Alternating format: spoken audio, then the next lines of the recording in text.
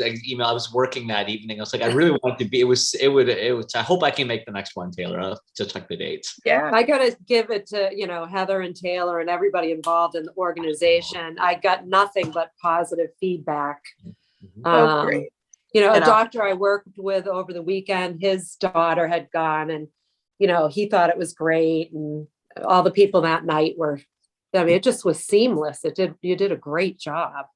And it sounds like the Northborough one went just as well, the two they had. So when I talked to Mary yesterday, so nice job. Thank you. And Barbara was extraordinaire receptionist. Oh, I got to see a lot of my babies that grew up. Oh yeah, from the children's room. That's right. Yeah. They're huge now. They're tall and All right. I think we can go ahead and get started. So Barbara, just let me know. Okay, we're all set. Awesome. Okay. So I'm going to call the Board of Health meeting on Tuesday, November 16th, 2021 at 10:30 a.m. to order.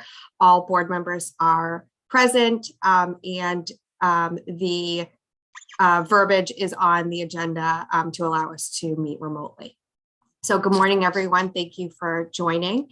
I'll first open it up to public comment, and with a caveat that I did not repost the meeting packet as linked to today's meeting because it was essentially the same documents that we didn't get through the last meeting, and I honestly just didn't have time to redo it. So it's on the 10/26 meeting agenda if anybody is looking in the public, either live or during the recording. So those are there for your reference. So I'll go ahead and do public comment first if anybody has anything. Okay, I don't see anybody raising their hand. Next item is approval of meeting minutes from 10/21 and 10/26. So Barbara was kind enough to circulate those meeting minutes yesterday. Did everyone get a chance to review them? Yes. Okay, so there was the original draft and then the ones that I had edited. Did anybody have any changes to either set? I did not. Neither Okay. did I. Okay, so I make a motion to approve the 10/21/21 and the 10/26/21 minutes as edited by Chelsea Malinowski. I second the motion and vote aye, Sacco. Okay. I vote aye. Medina. Yep. All right, and Malinowski's aye. So that passes unanimously. Thank you. I have on here the housing and food inspections, and I don't see Diane has joined yet. So I'm going to skip over that one unless Heather, you want to. I can do some updates. Okay, sure. Yeah, I don't think Diane is joining, but she's working through the food inspections. She was going to get us the information on those who are applying for the common vic so that we can have that and share that with select board, those inspections. And then she's St. Mark, she had some things in the kitchen she's working on with them. That's on the food. The housing, we re-inspected at 150 Framingham Friday afternoon during the rainstorm. And yeah, it was a wild anyway, getting over there.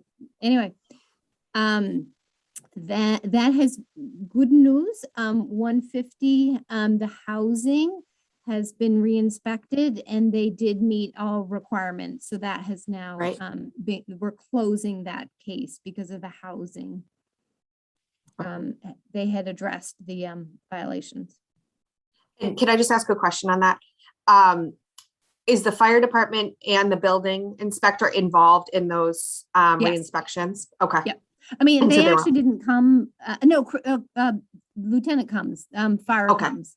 Yeah. Yeah. But we've already, they've cleared their portions as well. Okay. Excellent. Thank you. And I did follow up, and the common vic licenses do go to the select board for approval. So I did let Diane know that, so she knows to send it to Mark. Okay. Right. And we're working with Red Roof Inn. That was another of the housing, and that as well. We're working with building, but yes, that is in process. But the 150 we're closing. On just on the housing side, not on the food side. True. So okay. The establishment pizza restaurant was done as sort of a kind of reopening inspection, and that has not been granted. That is not to code for a restaurant. It Okay. did pass Title V, so it's not to code to open as a restaurant. Their building may go on the market, but that's kind of what we heard, but we don't know. But it's not opening, it's not approved for a license to open as a pizza restaurant. But they haven't been asking us to reopen as a pizza restaurant recently. Okay. Nancy or Safdar, any questions on housing and food? Well, I wasn't sure if I misunderstood, but I thought that where the Pizza 19 was may never meet the requirements to, it sounded like it should have been Yes. a restaurant True. ever. They don't have Okay. the septic or the grease trap to open as a Right. restaurant, so it would be a major undertaking. So I think the current format is as it is in right now. It's done unless it's Okay. going to be majorly redone. Okay, So I mean, we're not the building owner. We don't know exactly what's Right. happening, but we did hear it might be put on the market. okay, But they're not, as far as they're not coming to us. They know that we're not Okay. granting a restaurant okay, license. They know that. So they're right. We don't know their exact next move, but I don't think they're trying to reopen it as a pizza restaurant at the moment. okay. That's it. Okay. Good on housing and food? Mhm. Okay. So the next one is the regional grant status and the Greater Boroughs Partnership for Health was awarded a new grant, and it was for $160,000 for FY22 and FY23. So it was pared down from the original request that was put in, and there is a regional meeting tomorrow that Heather is the point person for, and I'm the alternate on at 2:30.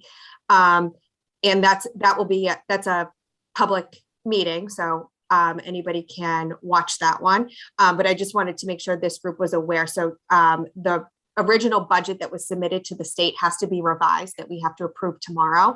And we're also approving an epidemiologist job description to put out for the group to share. And then I believe we'll probably talk about allocation of staff time during that meeting tomorrow. So kind of more to come on that, but I just wanted to let you know that that meeting's happening tomorrow. It should be recorded, and I believe Northborough posts it on their recorded. Okay. Website. I can see if I can get a copy to include it on our Southborough remote meeting, so that way they're available in both places. We do have to post that agenda on through our town clerk as well, so it is on the town website. Any questions on that, or anything that you want us to ask tomorrow during the meeting? No, I did want to think add, of right, it's half the requested amount. We got half the requested amount, and it is required that a portion of that be for an epidemiologist. So there's going to be a posting for a 19-hour position for an epidemiologist part-time to cover the 4 towns. And then for a nurse between the 4 towns, it's going to be between 0.75 to 1 FTE for a nurse for the 4 towns. And as Chelsea mentioned, we haven't sort of clarified on, is this a 4-town split, or is this working with kind of a per capita, or looking at population and where the distribution would be that way? Okay. All right, and if I can get it on the website, I can email you the link after if you want to watch it. Okay. Okay, next is FY23 budget and planning. And A is actually a carryover from last meeting, and I just wanted to make sure that we publicly discussed this, but I had sent a memo in October to advisory prior to us pulling our fall town meeting article. So I will have to send another memo at the end of December with kind of where we fell out related to any vacation time, sick time, that would not be covered by COVID time. So, but in advisory's motion at few weeks ago, they allocated up to 99,000 to be covered for Board of Health. So we should be fine with that coverage. But I just want to Okay. make sure that they're still aware and that you're aware of where we're at for a year-to-date budget to actual.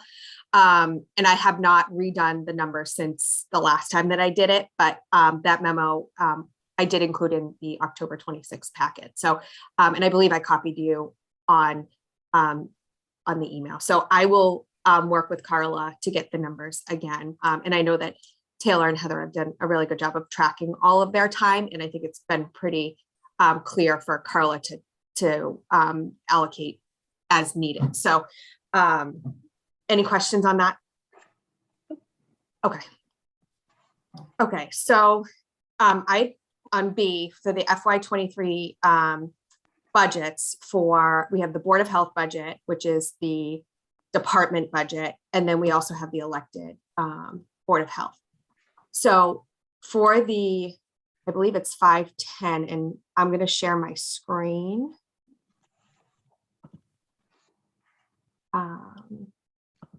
Sorry, 512 is the Board of Health budget. Can you all see that? Yep. Okay. So what I did, and I'll go to the salary tab first. Can you see the salary tab or no? Do I need to share that again? Can you share that again for a Yeah. second? Yeah.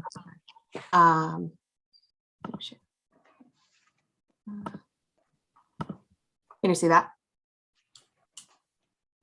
Yep. Okay. So do you Oh, do you yeah. see the, Yeah, do you see, right. okay. So what I did was I took assuming that we had budgeted FY22 in full, I took those amounts and I kept Barbara at the 24 hours that we currently have her at, and I took a 2.8% increase on last year's fully baked, or FY22's fully baked amount. So that's how I came up with the current salary amount. So, and the reason that I did that was because that's what the SAP employees, that's what the departments were told to put in for an increase for the SAP employees. So I just stayed consistent with that. And then if I flip back to, can you see the main screen again or no? Mm-hmm. Okay, so the salaries comes out to 239,000. And the reason why it's a 600% increase is because I moved the 99,000 from FY22 from part-time to full-time in FY23, because essentially we're flipping from part-time to full-time, right? Yeah. So that's why it looks kind of funky there. But then if you look at the total in line 9, it's an 82% increase overall. Okay. Okay, for salaries. And then for the other charges and expenses, I didn't change any of those. I mean, I think I did pull, I think contracted services is really the area that we're mostly concerned about, because that's where our septic inspections are paid from. And we're fine year to date on that line item. So I didn't feel the need to increase that. And Nancy, you probably remember this after, you probably wouldn't know this, but we did move a few things out of the Board of Health budget last year, like wireless phones. Mhm.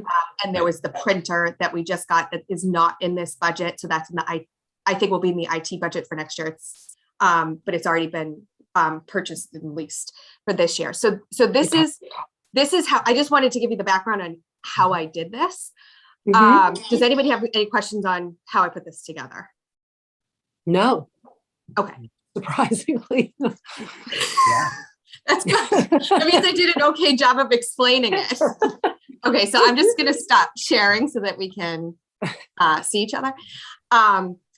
So I also sent you an article yesterday that Dr. Yeah, Fate the Lewis phase. had sent to us. Saw that. Yeah. Yeah, and I'm hesitant to put this budget forward with kind of a moving target still going on with how the state is responding to public health.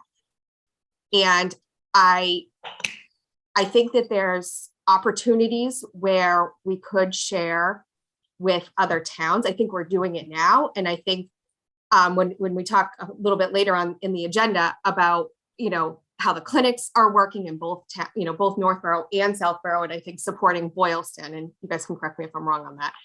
I think the feedback that I've gotten is it's phenomenal. The feedback that we got in the Westborough clinic is it was great, right? And I just think that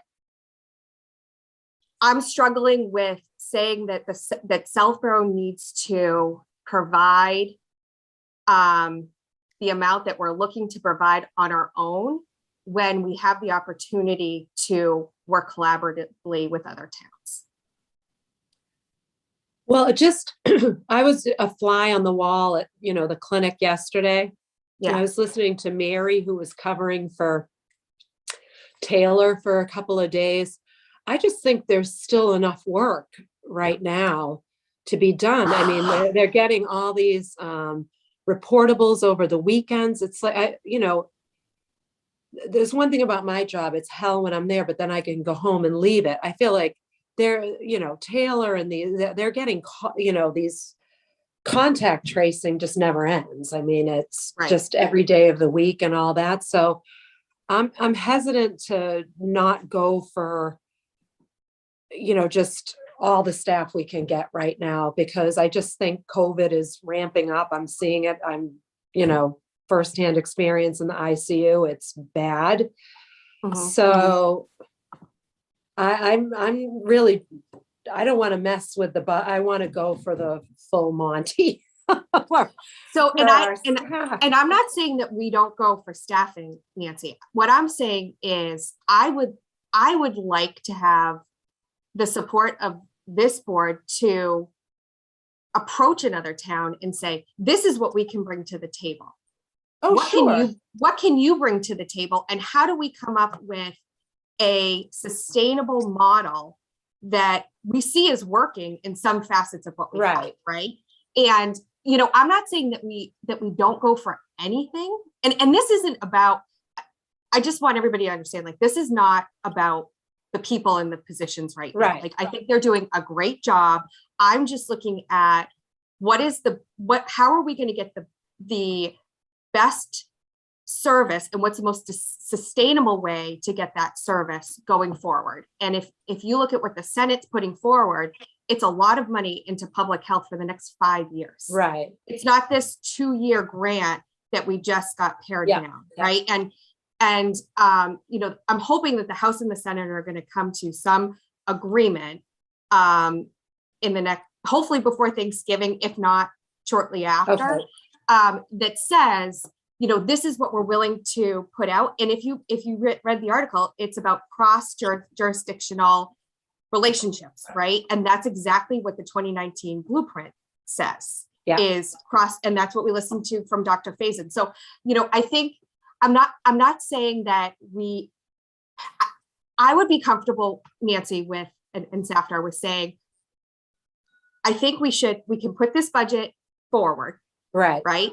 And ask advisory to be last in the budget cycle and see what happens with this bill over the next 10 days, 2 weeks, and be comfortable with approaching the Greater Boroughs group and saying, okay, there's this pot of money available. How can we best collaborate together with what we have and see how we can best fund it and go to get regional funding? Because if you remember the conversation we had last time about the tax rate increase from 3 to 5%.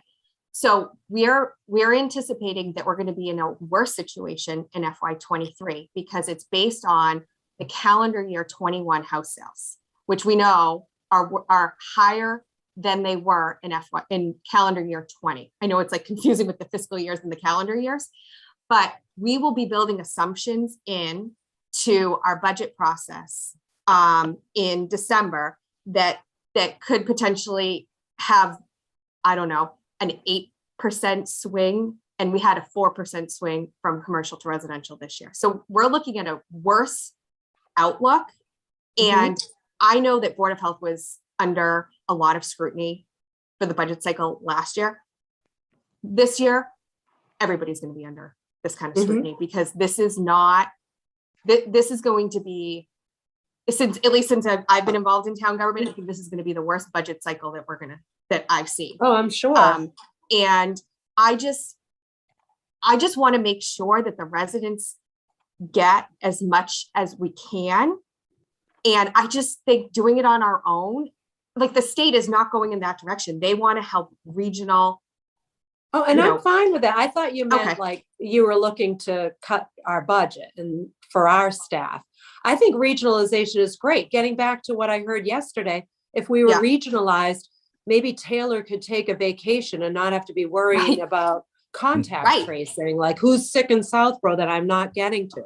So I'm all for that. Okay. But I'm not, what I'm not for is cutting back on our staff, I guess. But if we can work with other towns and the greater boroughs, I mean, I finally was able to meet half these people because it's been virtual. It was Right. nice to like meet Diane and all these different people at the clinics. Now I can put, the faces to the names, and it seems like it's been a great collaboration. So I'm all for that, but I'm not for collaborating in the intent to cut back on our staff at this point, I guess is where I'm at. I agree with Nancy. I think, in our budget should be sort of absolute that we are going to fund the positions no matter what. And I think what money we get for regionalization efforts is a different bag. It's vaccination clinics, it's tobacco control, it's all these other regionalization things that have worked. And that's, in my mind, that's where the regional budget money should go, is in those kinds of collaborations. But So we should that's- be pretty firm on our salaries for our employees. Right. So that's not what I'm saying, because so if we were to, you're talking about like using regional money to do more ancillary activities. Well, if you call And- vaccination clinics ancillary, I don't know. That's kind of, Okay. Maybe that wasn't the right choice of word.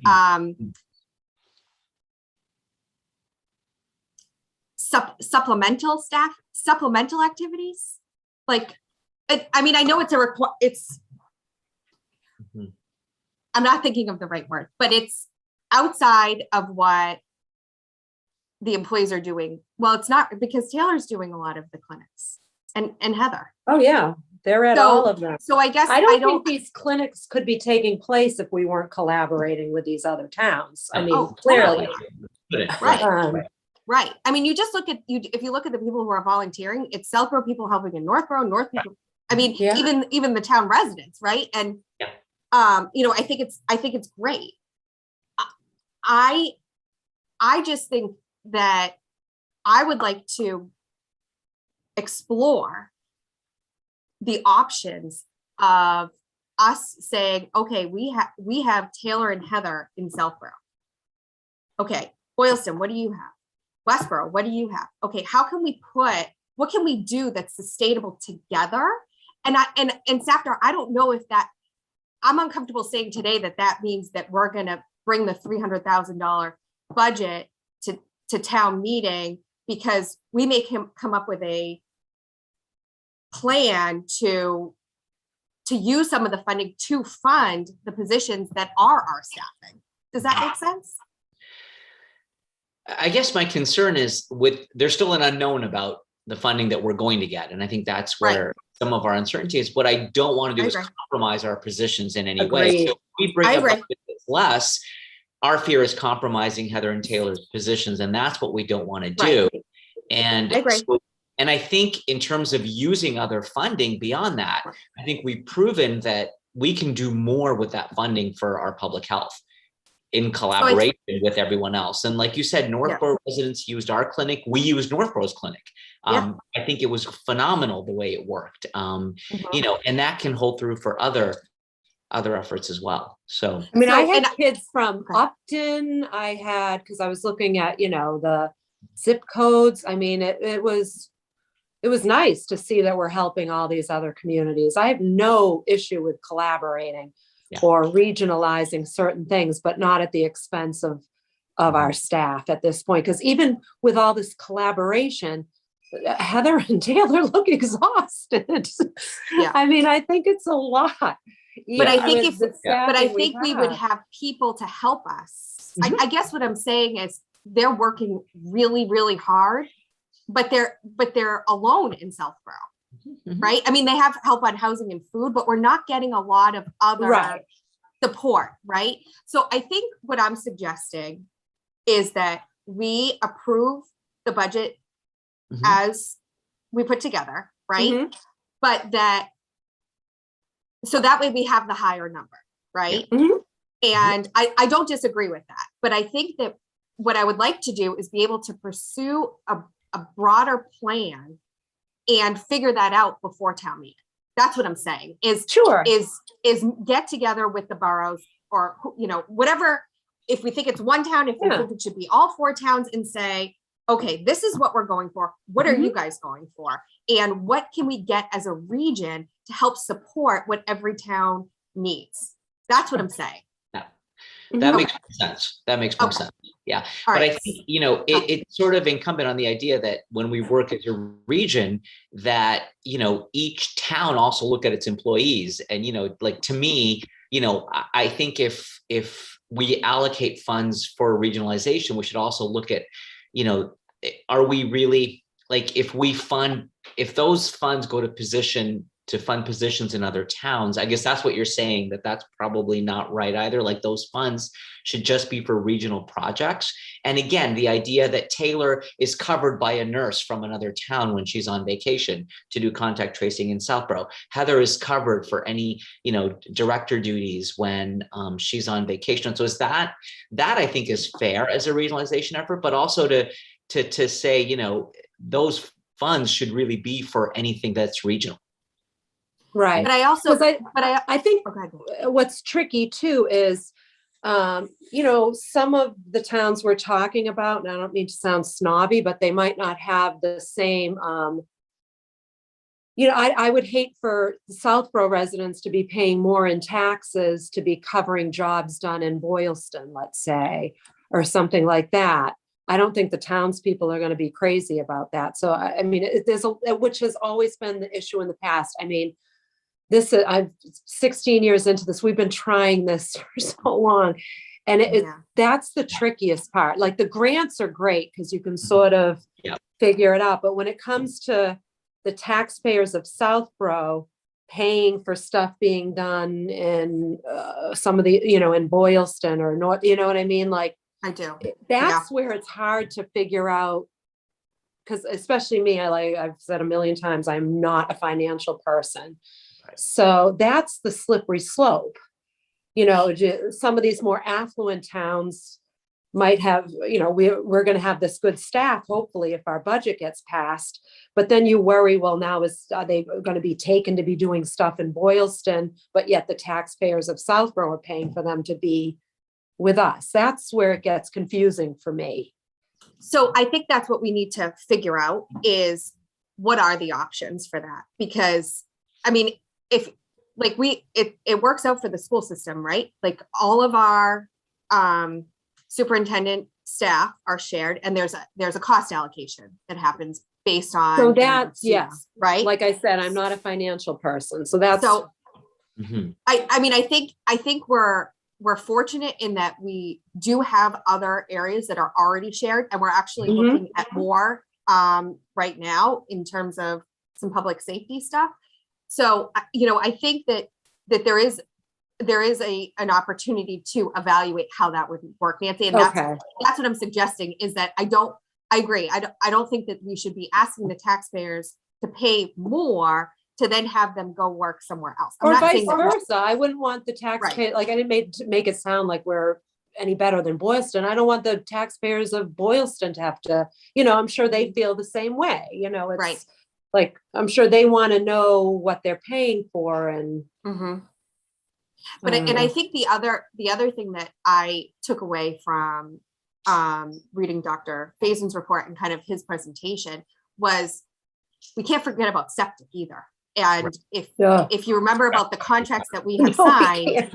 they're not, Right. we need to revisit those per Labor Council anyways. So I think that we need to figure out how that's going to play into this too. And maybe maybe that's where some of the more sharing comes in place, so that we're not, if somebody, again, if Dennis is out, we do have a backup now, but. Sorry, I'm Is that just the- walking with you guys. I've got to let my dog out to the Oh, okay. bathroom.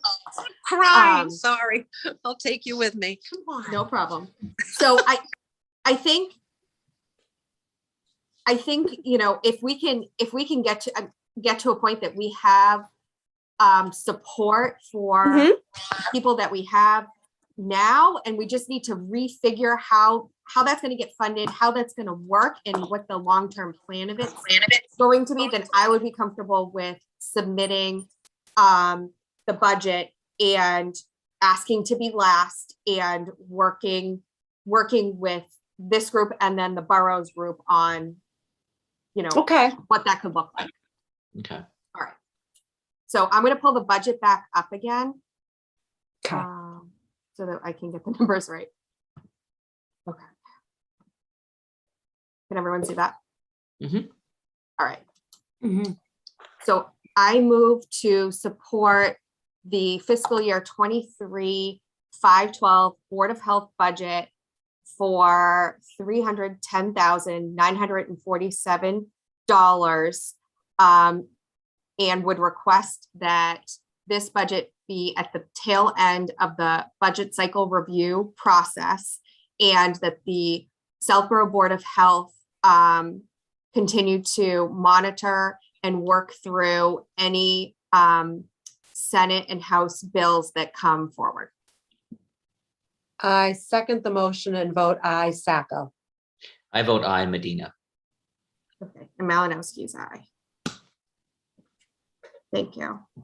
All right, I'm going to bring up, Can I just comment a little bit Oh, go about ahead. the discussion on the, sharing of the services, and just in terms of, right now with the boroughs, we're with the 4 towns. So again, we're going to have to see how that works going forward in terms of we're one of the smaller towns. So our allocation so far with food and housing inspection has been a significant number of hours and has really been extremely beneficial. For nursing, we could look at the hours that have come. It's less. We're a smaller town, and so it's been less. We can look at the exact hours. I was also under the impression for vaccine clinic that the nursing shared services would help us with vaccinators for the clinics, and we get one. We have Erin is our nurse, but the other 2 nurses that we got for vaccine clinic, the borough said that we have to pay. We're paying for them. So just so you know, like the amount of assistance we're getting is not above. We have the 1 nurse for the vaccine clinic, and that often takes up her hours sort of for the week for us.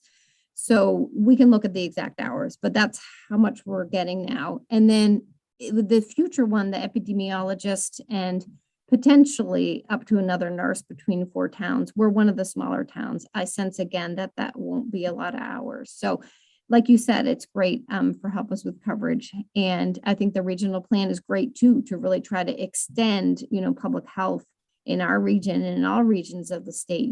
There's obviously, as we've reviewed before, mental health topics, substance abuse. There's other topics that we could be addressing that we're just not addressing at this point to kind of extend what we're doing. Thanks, Heather. Yeah, thanks. Okay. And one other comment, just in terms of, a regional approach, I think Southborough also needs to think about what does Southborough want, local for Southborough. I think that folks at the senior center, like Nancy said, we've been to all the clinics, and I've been to the Northborough and the Southborough pediatric clinic. I think folks really appreciated that we did them in Southborough. And again, with a regional only approach, you're not going to have any clinic that's held in Southborough. We don't have the resources as some of the other towns.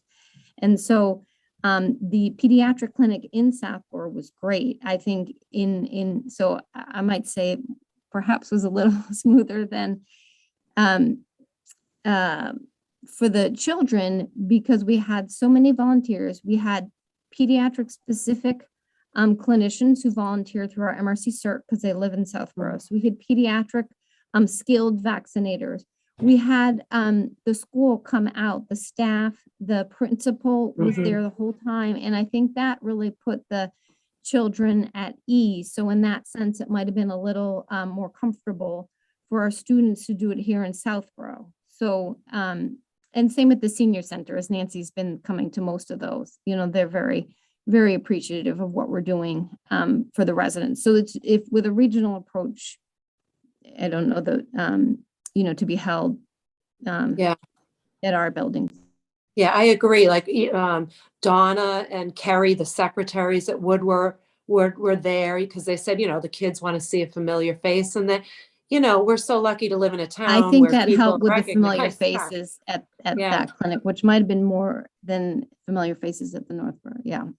And then yesterday I talked to, I don't know how many people who, for older people, I mean, Gillette wasn't bad, but then I talked to some that had to go to Holyoke and Greenfield for their initial vaccines back last year. And they were so grateful to be able to come to the senior center. I mean, for us, driving out to Greenfield doesn't seem like a big deal, but, for some of the older folks, that's far to be going for a vaccine. Holyoke, I mean, so I agree. I think it's been a great service, these clinics. And I unfortunately was not able to attend the clinics, but I heard from a lot of parents, and I think kids being able to be with their friends to go get their vaccine was also good. And the Woodward staff being there, I think, was extremely important. So I think that's a good point, Heather. And I think that's something that I would not want to sacrifice by doing something regionally. Like, I think when we say regional, like, we're talking about like maybe one town, maybe two other towns. Like, we're not talking about going to Worcester and then not having, being a smaller town and not having it in our town. Like, I don't want you to think that if we go regional, we're not going to be able to have clinics in our town. That's not right. I don't think anybody in the boroughs group, I think everybody sees the value of being able to do it. And I know Boylston didn't have their own, but they had access to Northborough. And I think if you just look at the numbers, I mean, we got the numbers from Northborough yesterday on the number of Southborough and Northborough residents, and it was phenomenal how many people went to those. So right, we were going to do that. Yeah, that's in the agenda item later. Yeah. Okay, great. Okay, so I'm just going to share this quickly. This is the 510 budget, which is the elected Board of Health budget. And I'm just going to share it. Can you see that one? Yeah. So this is $150 stipend to each of the Board of Health elected members.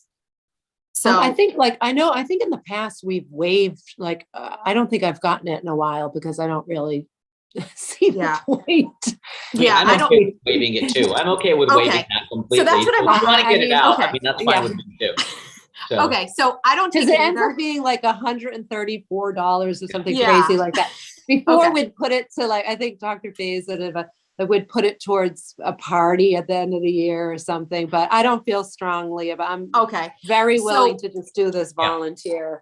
I mean. Okay, so do you want to just request zero for a budget for then?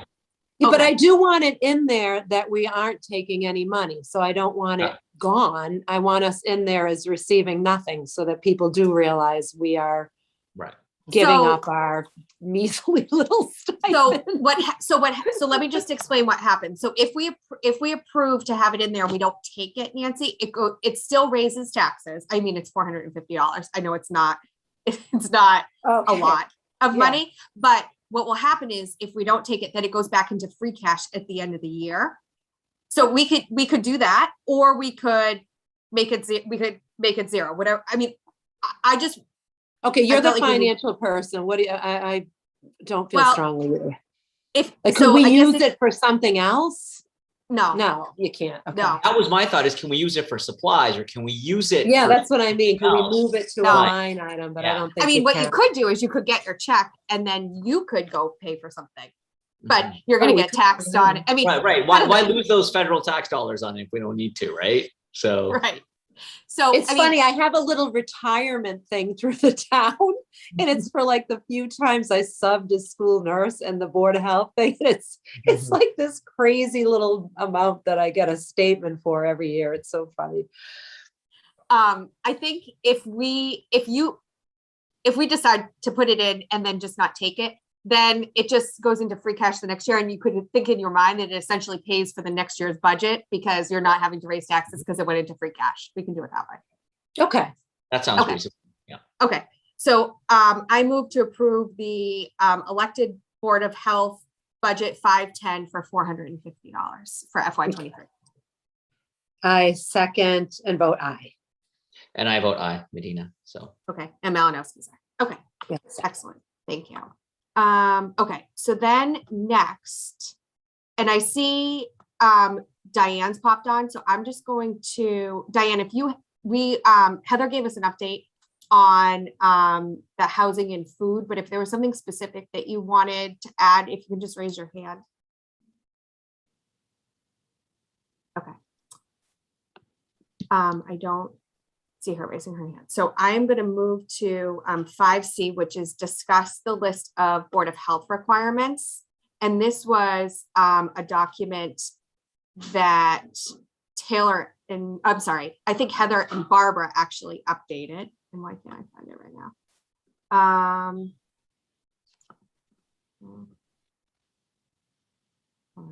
Sorry. And this was actually put together mostly by Mary Lou last year on all the requirements. And it was in a PowerPoint presentation, and I just put it into Excel so that we could keep it updated. And I don't know why I don't see this. Oh, here we go. Okay, can everyone see that? Yes. Okay. So I think we should probably go through these one by one and put an action plan together so that we know if we're not doing it, who should do it and when we think it will be done, or if we don't have anybody to do it and it's a gap and we need to figure that out. And I'm okay if we, dedicate spending 20 minutes on this and then continue the next meeting, because I don't want to go forever. So at 11:35, we're going to stop. So Barbara, if you can keep me honest. Okay. All right. Okay. Okay. So primary responsibility record. So this is the annual report concerning activities. So this is published every year at town meeting time. So I'm not sure why that's partially complete, because I looked through the last 3 or 4 town meeting annual reports and I did see it in there. So I don't know if Heather or Barbara, you have any other insight on that. No, I think it's in there. It was But more like maybe a narrative though, wasn't it? Where we It was more listed- narrative than like, I think you got to put budget numbers in there as well, or just a little more detail.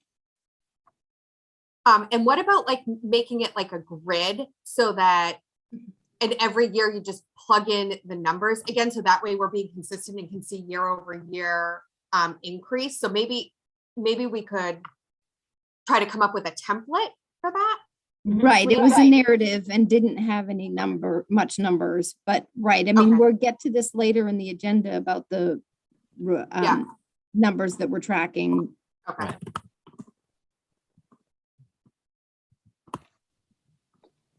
All right.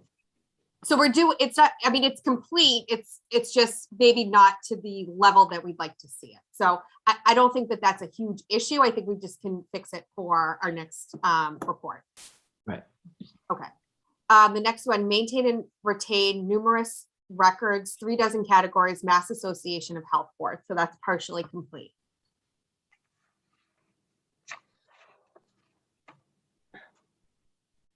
Barbara Taylor, Yes, yes. sorry, I keep saying Taylor. Taylor, feel free to jump in here if you have any insight on these ones, but I know Barbara and Heather updated this.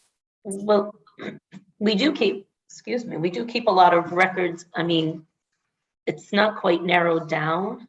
I mean, we have septic records, we have some old disease records and stuff that we have to keep, but we Have, go, like, the immunization records from the Yeah. past 7 years.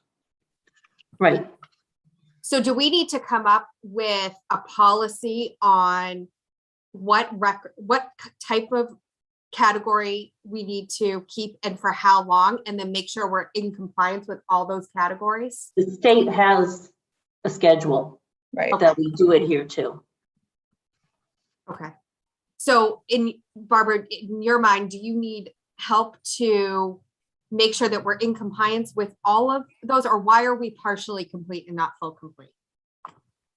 I don't know why we didn't give ourselves a full complete, because we can purge when we get the state's okay, we can get rid of, we have to keep 7 years of immunization. There are some we have to keep forever. I mean, we really do go by the book. Septic is different though, but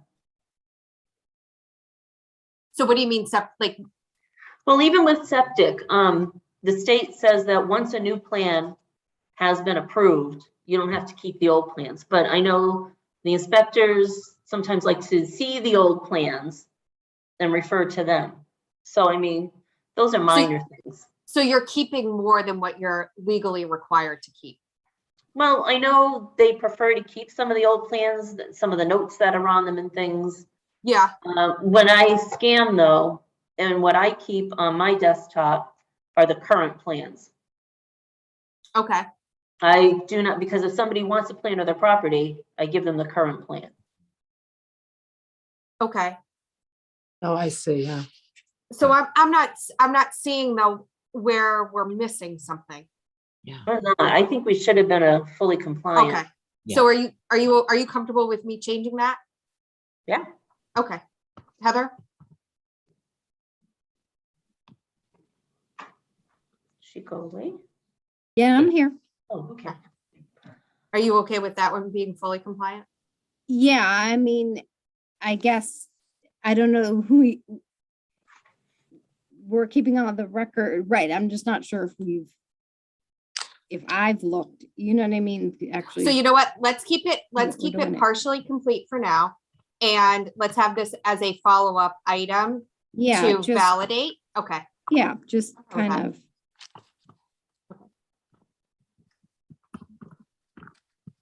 I mean, some of these categories don't apply to us when they talk about 36 categories. Our town is small enough that certain of these subject areas we don't. I think we should probably get the state grid, which it sounds like we have, and just I'll review the categories, what's applicable to Southborough, and just kind of check the box Make sure. that we're good in that one. Okay. Yeah, I So- like the validate. I like that as a term. Okay. So we'll review state list and validate compliance. Okay. All right. Process numerous types of reports of cases and diseases per foodborne illness investigation and control reference manual, MAHB guidebook. So that one it says we're not in compliance with. So is this something that we, This, is this the updated one? Because yeah, We it's, do that through Maven. we already do that. So that's why I'm confused. this one is, has your initials on it. So I pulled it Okay. up. Okay. So we do this through Maven? We do this. Yes. Okay. Um, So we are in compliance then? yeah. Yeah. Okay. Okay, process death certificates, the town clerk processes, but it's not always categorized properly. So is this something that we should be working with the clerk's office on, or that we should be doing and the clerk's office shouldn't be doing? they take care of all of them, and they have contacted, when COVID started, Jim would contact Emily about some that have passed away from COVID, but Right. When I first came, I got involved with one of them. Okay. But the death certificate, if it's not categorized, really has to do with the person filling out the certificate, really, not really by what. Right.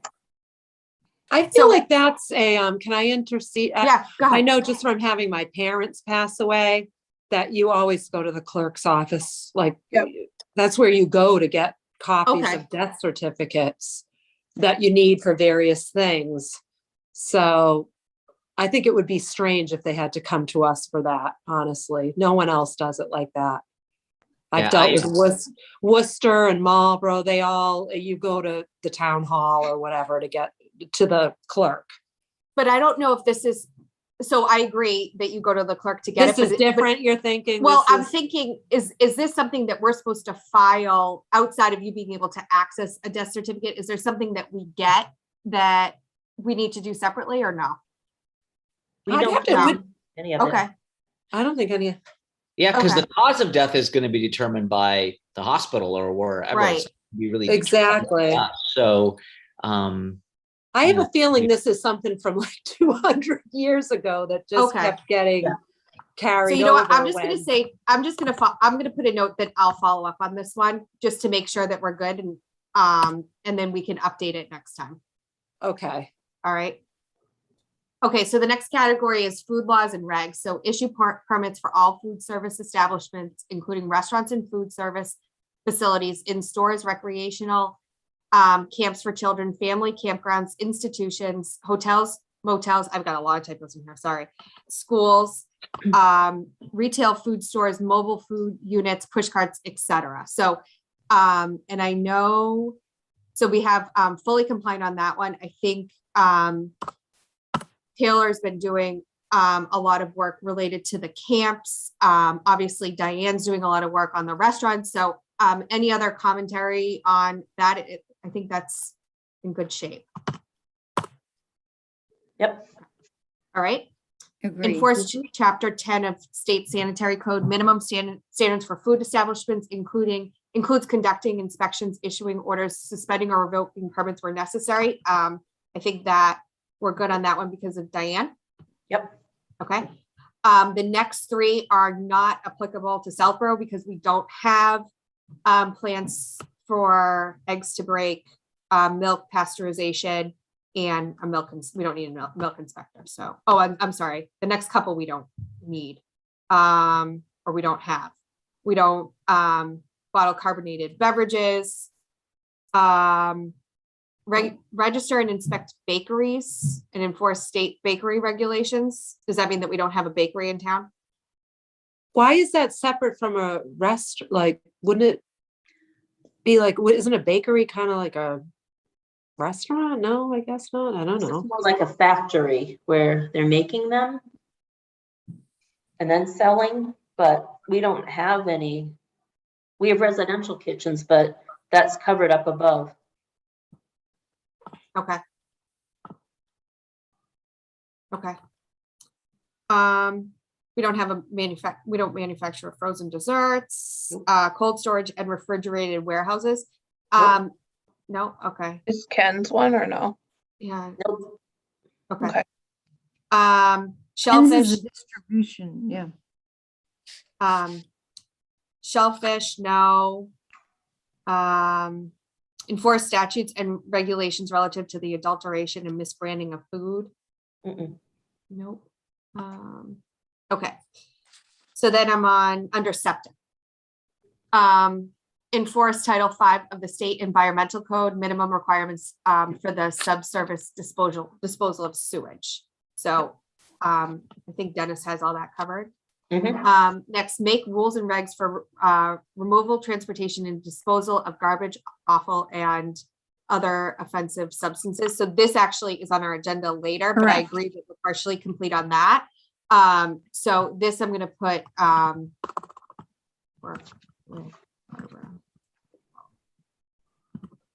okay, so we'll talk about that in a little bit. Next is issue permits for the removal or transportation of garbage or offensive substances when such refuse has been collected in the city or town. Keep registry of all transporters of refuse through the city or town and enforce local rules and regs regarding such transport. So I think this probably ties into what we're going to talk about later, but I'm also guessing that there's a transfer station component to this. Right. I mean, I think it's a little bit different town to town, but right, this is, this, and I think maybe this one in particular, right? I mean, the DPW is involved. Okay, so do we need to follow up with Karen Galligan on any information that she has that we need to include in our documents, or what do you think? They don't regulate the trash removal though. Right. For this Because one, this they- one's different, right? I think there's some further down that apply more to garbage. But this one, Okay, so this wouldn't be applicable to the company that comes in and takes the trash away from the transfer station. I don't know. I think that would just fall under Department of Public Works then. They keep Okay. track of all that. We don't have Okay. anything to do with the big trash haulers like that. Okay, so I'm gonna put the same comment then because it's related to what we're gonna talk about later. Okay, so then, my question, go I have ahead. a question on that. So, Yeah. so what about the private companies then that collect people's trash? Where do they fall under? Because They a lot fall of under them are private companies, right? So would they fall under that or not? this, They fall yeah, under us. Okay. Yes. That one, yeah, we do permit them. Mhm. We just started to, so Okay. and that's on our agenda later, Safdar, because we have some follow-up, I think, on that. Okay, housing and code regs. So enforce chapter 2 of state sanitary code, minimum standards of fitness for human habitation, includes inspecting dwellings for compliance with the minimum standards, certifying violations, issuing orders, holding hearings, granting variances, and instituting court proceedings if necessary.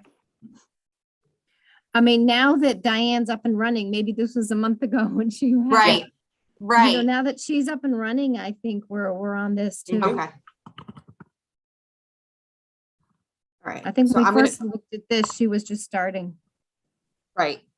That's why this is a live document, right? because as complaints come in, I notify her of them and she She's takes addressing over. them. Okay. Yep, we're Great. using the software. Yep. Okay, enforce state lead poisoning prevention regulations. So not applicable here. Well, Yeah. who would do that then? Who would do Yeah, lead? well, Yeah. she's also just got certified in Right. lead. Okay. So So we, who was doing that before, like, or how is that working for lead? Diane is doing it now though, right? For lead inspection or not? She can do it now. Yeah, she just got trained in that. So okay, so I'm actually gonna put yeah, this. I don't think it's been brought up to us, but yeah, we can do this. Yeah. So would we only be aware of this? It says on inspect dwellings request? on request or referral. Yeah, You know, I think I think it more comes up with rental units would be my guess, you know, Yeah. versus if someone Yeah. owns a home versus someone's renting. There's definite difference. I think we would get more involved with the rental situation. have you gotten But any we ha- requests? Not since I've been here, but Okay. Barbara. Okay, but at least if we did get a request, If we we have somebody did, to we are do now it. I prepared. think that's Yeah. what the genesis. Yeah, I of think this- NCD means no one has asked us in at least a couple years, but I think Yeah.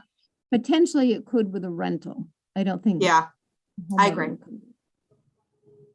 okay, review and approve or disapprove preliminary and definitive plans for subdivision of land. No, I don't think. We don't set the division of, that is more planning.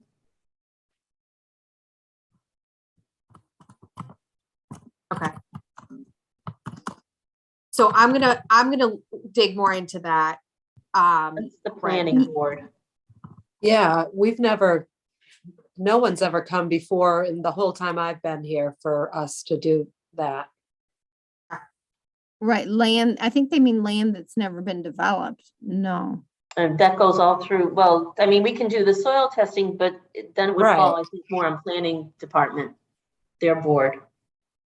So let me see if there's more specific language related to what should fall under us, and then we can update Okay. that as needed. I mean, I'm also wondering, like subdivision of land, like, do we have to make sure that there's, enough septic plans so, Usually the developer comes to us with plans and then with and they have an engineer that does the whole septic thing. And then yeah, we look at it to make sure it fits all the requirements.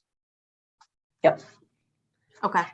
But so if that were the case, Nancy. Like they have their then- own engineers that go in and Right. do it, and then they come and we have to sign off. Right. So this is review and approve or disapprove. It's not doing the work. It's reviewing and approving or not approving. So, yeah, so right. So essentially, yeah. it probably, but I think you're right. I think we should look into the verbiage is a little Yeah. vague. I'm confused with the way it says division of land. If there's land, there's no septic on it. Or is Right. it a subdivision of a plot that's already built? Got it. Okay. It's That's it's my too confusion. vague. It doesn't really pinpoint exactly what we're doing, which is the engineers that come to us and you know Right. what I mean? Like with the whole plan done, we don't, and then they approve it. We do and the review it and soil approve it, testing right. and all that. Yeah. Okay. But the way they call it land, that. And I confuses don't know me. exactly where Mary Lou got all these line items. So Right. maybe And if well, I I don't look know that the state keeps a really up to date. yeah. I don't List. know how well the state updates. You Some of these- don't? I'm just kidding. All right. And then this will be our last one and Mhm. we'll stop at hazardous waste. So inspect and certify public lodging houses for water closets, urinals, ventilation and cleaning. Well, we don't We go in don't. and do that. We go when there's a complaint. complaint. Exactly. We don't just randomly go in people's houses. But it says public lodging houses. Oh, wait, Tim's weighing in. I saw Tim lit. Okay. The So line yeah, items that's- are in reference to Massachusetts General Law, MGL. got it. Thanks, Tim. So I will go back and review. So the MGLs are listed in here. So that's what I meant when I said I'll look into the reg is the MGL. Okay. So it sounds like Tim and Mary Lou pulled this together. It wasn't a download from the state. Well, it was information from the state, but not a dump. Okay. Right. All right. So, and then we'll just kind of keep going through this and hopefully we'll have updates on the ones that we reviewed. Okay.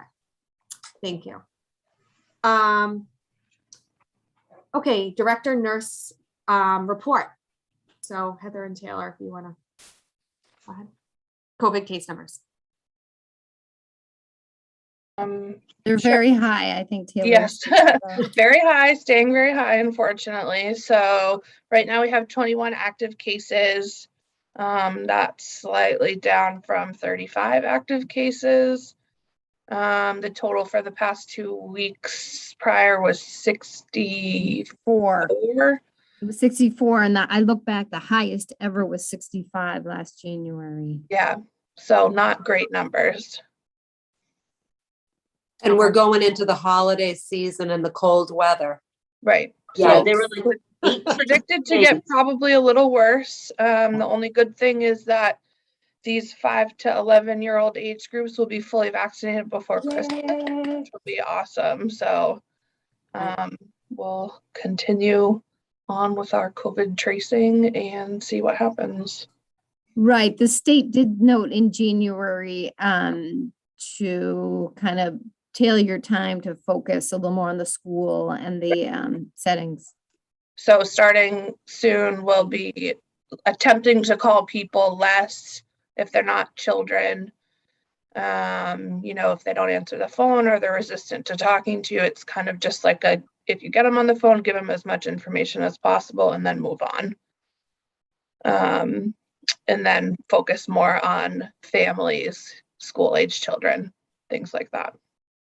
So I just have two questions on that. If you can give me the number of households affected versus those numbers. And secondly, when you look at the state data, there still seems to be a lot of the 30 to 39-year-olds that have got it. Is that true in our town as well? It seems like the state data had a pretty high number in that range that may not have been vaccinated. So yeah, so we don't have actually a lot of 30 to 39-year-olds unless they're part of a family. okay. We do have a lot of family cases that are just coming out of isolation. But let me just take a quick look here and I can tell you more specifically.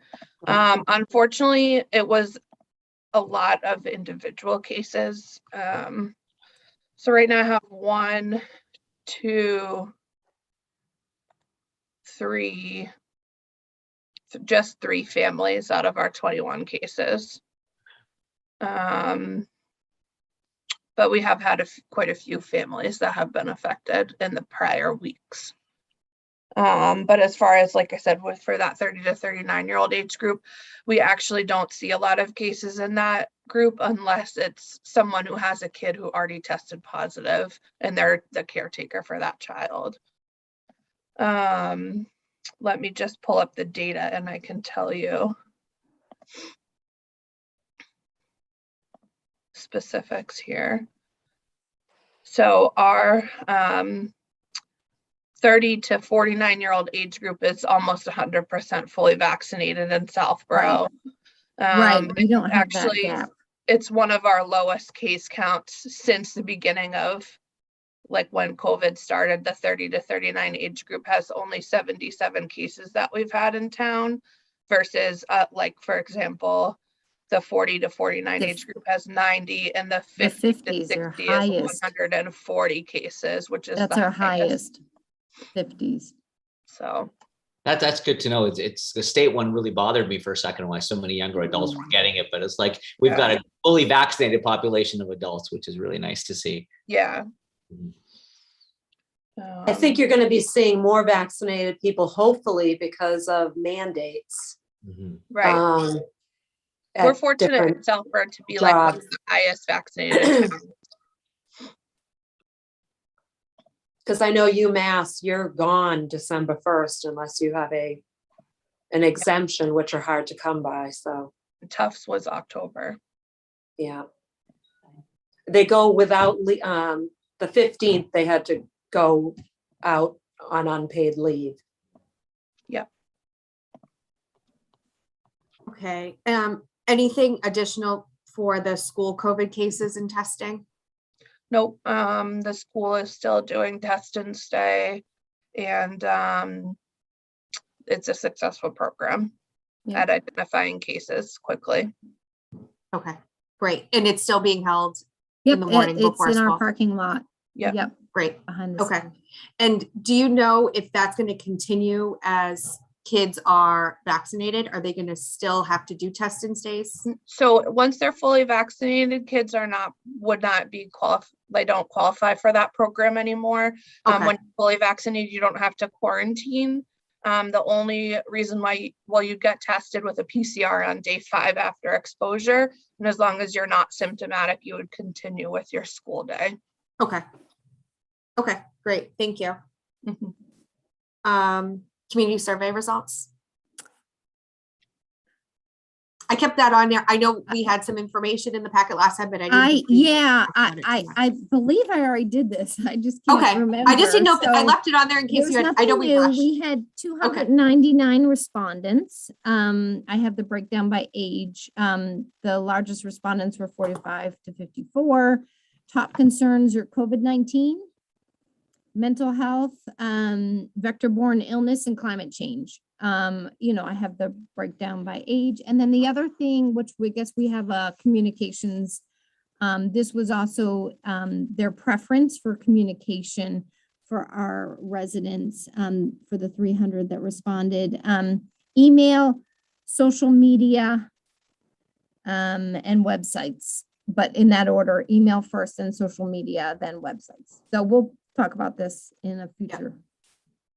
Okay, thank you. And we kind of already touched on the shared service resources with Diane and Erin. Did you have anything else you wanted to add? Diane and Aaron, right, and Westboro is hired, they hired someone. Because remember the nursing on the original grant, the way they were gonna do it was the one nurse was gonna cover 3 towns, and the 0.5 FTE nurse is gonna cover Westboro only, so I Right. believe they now have someone, yep. Okay. All right. And then I have on here Ken's expansion and planning board meetings. Okay, I wanted to update you, but this was really more pertinent in October. Unfortunately, I missed their planning board meeting last night. So had, I actually, I got an Oh, update. okay. Yeah, Okay, it's been so- pushed back again. Oh, okay. So I wanted to update. Nancy was on the board, I think in April and May, but not for Safter and Chelsea, just to give you that updated, just a really brief on the background. So what we had done when there was ZBA meeting, Zoning Board of Appeals, about the expansion at 325,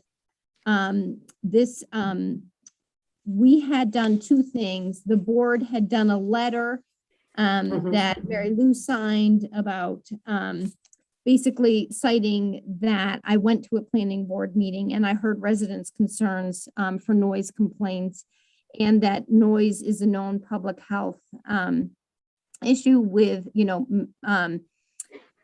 implications to someone's health with excessive noise. So we had done a general letter. I think it's in the packet. And then the other thing I want to make you guys aware of is that ZBA sort of approved, and now this expansion is now with the planning committee. But when ZBA was looking at it, they did note that sort of the expansion is in a different area than some of the complaints about the noise. So they were, I can read what they put. The ZBA did approve the application, but they did want to let the planning board, who's looking at it now, to be aware of these concerns. One is that Ken's will continue to work with the butters on the noise complaints associated with the trucks and refrigerated units on the west side of the building. It is the opinion of the board that the application for expansion has no impact on noise and therefore could be approved without conditions, because the expansion is not about more trucks. But the ZBA does consider the noise complaint serious and an issue that Ken's should continue to work on with their neighbors. So I wanted the board to be aware of that. I do have some contact with attorney for Ken's, and that approach seems to be like, well, if there aren't complaints, then all is good. But, I'm not, people aren't always, making official complaints. So I think this is still something to consider, both noise from the trucks and noise from the operations of how they're running the trucks. And then I think that leads to, right, we have noise committee on the next. Okay. So for those of you. Sorry, can I just Yes, stop you on, so I'm kind of getting myself caught up, and I listened to the last 2 planning board hearings. Right, I didn't hear related. last night. And last night was pretty brief. Unfortunately, the video wasn't up on YouTube, but I did call Karina. Right, I tried to look this morning. Yeah, wasn't there.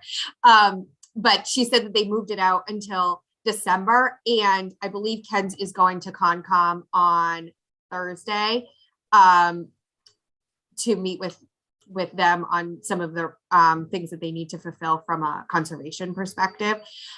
So I think there's still some items that need to be checked off from a noise issue, though. I'm going to do some more digging, and Heather, maybe I'll follow up with you and we can kind of circle back and see where we're at with that. And I just have more information that I think I need to gather. So thank you. And then the noise committee. The noise committee did start a few weeks ago, and this came out of the annual spring meeting. There was an article that wasn't accepted, but the plan was to have a committee, and the residents, and then Sam Starvers, and then there's 2 ex-official members, me and Kim Paulus. So the committee has started and they're working with weekly meetings because they're really trying to push forward coming together with a new article warrant that's going to for spring town meeting in March. So the timeline's pretty quick. We're going to try to work on so I think it's December and January. They're going to have public comment meetings. And I, personally have heard complaints about Route 90 noise, as well as the area for Ken's. And we're trying to look, the committee is trying to look, for something that's somewhat has readable language and can interpret the enforcement. That's pretty much the tricky issue with the ordinances for noise. But I do think noise is a public health issue and does have health impacts. So I know the committee members are, looking at the neighboring communities and what's been done and trying to put forward a good document. And like I said, we're going to try to be doing it in the next few weeks. Very good. Great, thank you. And then the department report of activities for your stats. Okay, so now the 3 month, now it's the 4 month report. So we put this together, I think Barbara and Dennis and I think this was after Mary Lou's time, but maybe I think she was involved. But we would really like feedback from the board about, what items do you want us to be tracking and reporting and how to report. And I think we could put this in that sort of annual report that was touched upon in that regulations. But I did now 4 month totals. And I did also want to note that the animal control officer does an annual report.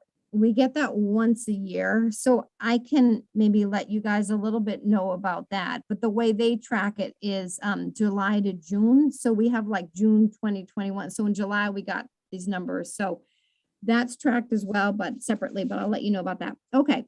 So this is what we are tracking and reporting on here in the department. And sort of the first broad categories, inspections. In 4 months, we had 35 septic applications. We had 25 soil testing.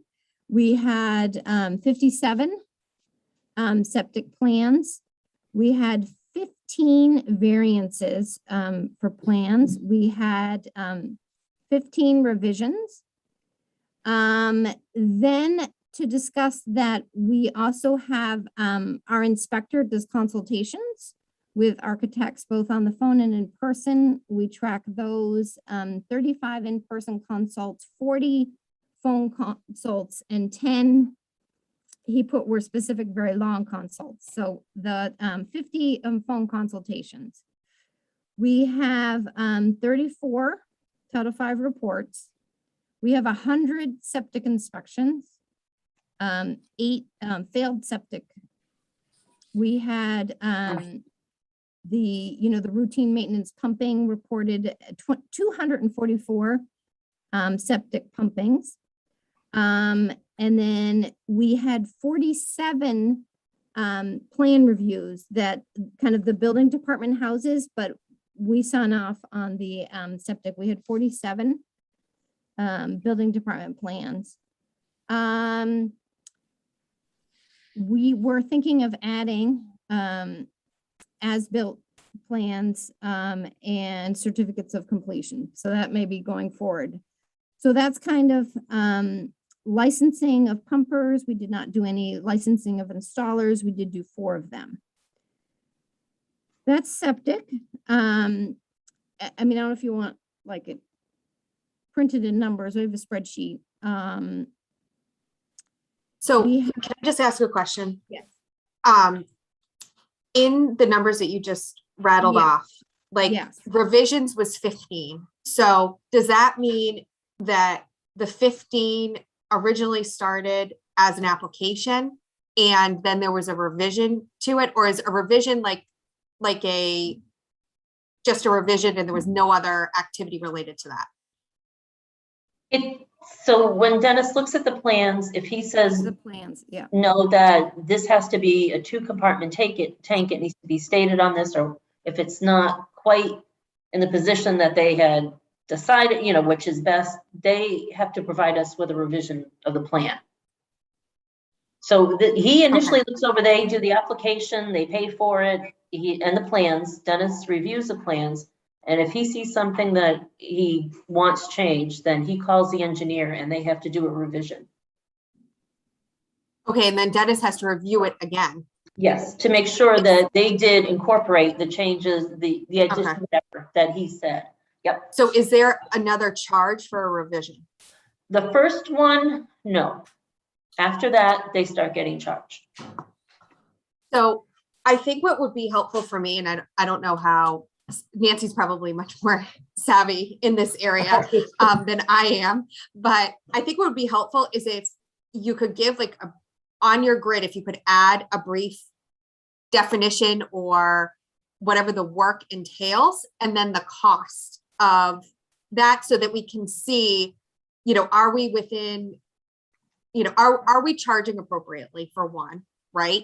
And, you know, what is, and maybe the average length of time. And I know that's probably challenging with the consultations, because somebody could call Dennis and ask a 3-minute question, or it could be an hour. So maybe that one you don't put in, but something, you know, something else, you know, like how long does a soil test take? I don't know. That's very variable, the soil test. Okay. It could be 8 hours, it could be 15 minutes. Yeah. But Okay. So maybe that's not a good one either, but just to kind of, to put it in perspective, at least that would be helpful for me. some of the things I think we can put the fee that you mean that's collected by the town for these? Yeah. Uh-huh, yeah. I do feel like from time to time, and Barbara will remember too, we do look at our fees and do increase them from time to time. That being said, I'm pretty sure we haven't done that since pre-pandemic, for sure. Yeah. Would you The agree? one that we have increased has been soil testing. And there's additional money if they have to dig extra deep holes or. So soil testing has been really the only one so far lately. Lately, yeah.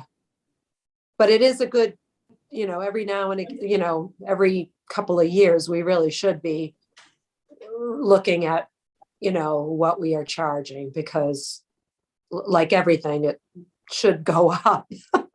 Well, what I will do is I will scan the document and I will send it to the board members.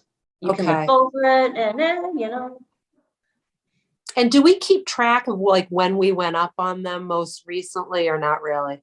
at the bottom, it says when it was revised. Okay. But I thought so. just at the bottom, it'll say when it's Yeah. been revised. Yeah. And that usually makes the town very happy when we go up on our fees, because that is,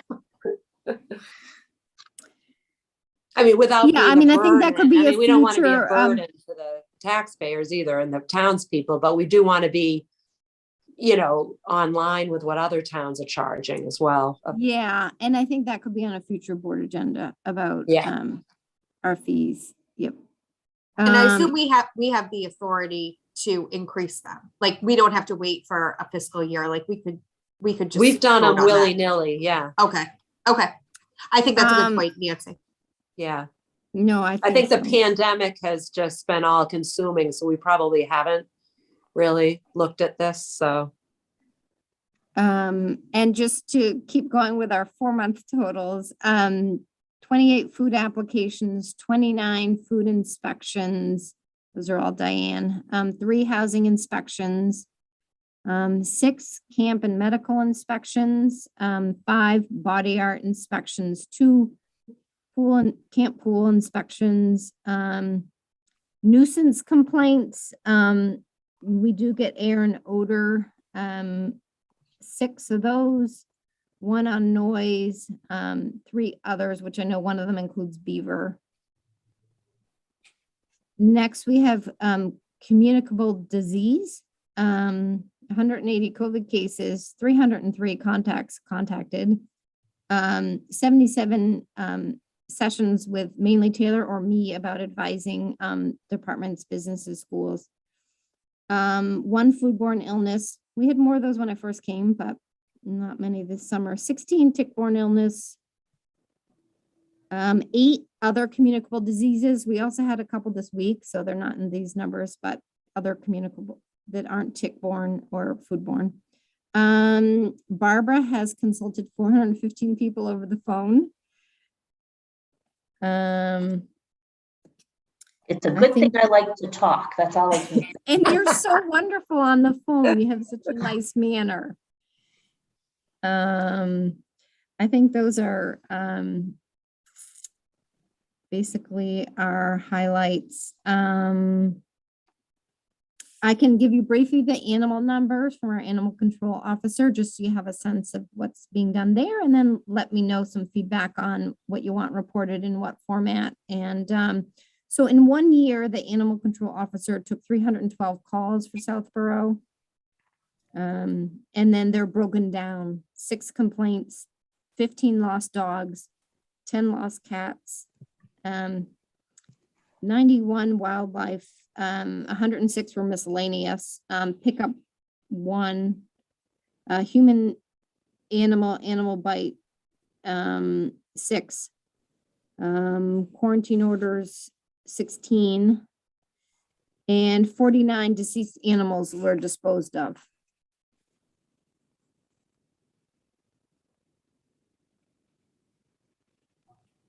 Thank you. right. I think if you could circulate that data, and then maybe we can come back with questions or Gotcha. additions for the next meeting. How to report. Mhm. Yeah, go ahead, Safdar. I was, You're on mute. I was muted. So no, Heather, that's great. Thank you so much for all the work, obviously, that you, Barbara. and Well, Taylor. this is new that we're tracking, right? So we're No, trying I to do think it. it and really track. helps us. This is going to help us collect the data that we need, just Yeah. to support you. My other question was, and I know you're doing the work on calls for tobacco and alcohol sales violations. Oh, right. Tobacco's on our agenda. Yeah. Yeah, so I know tobacco is later on our agenda, but I think that will be a really good thing to track over months to see how many times we've had reports of sales to minors of tobacco or alcohol.